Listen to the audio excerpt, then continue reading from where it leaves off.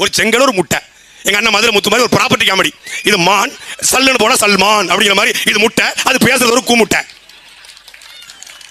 அது பேசுறதுக்கு 15,000 பேர் திரண்டானே, 10 லட்சம் பேர் திரண்டானே. அப்படியே ரெவல்யூஷன் ஏற்பட்ட போதா, அப்படியே கிளர்ச்சி ஏற்பட்ட போதா.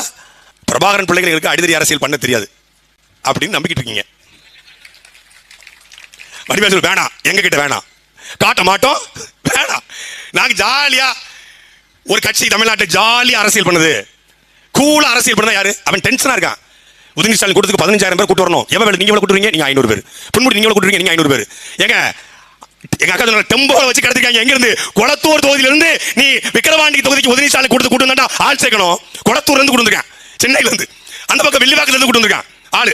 ஒட்டுமொத்த உதயநிதி ஸ்டாலின் பேசி அப்படி என்ன பேசுவாரு? அப்படியே பிடல் காஸ்ட்ரோ சொன்னது போல, யாசர் அராவத் பேசியது போல பேசுவாரா?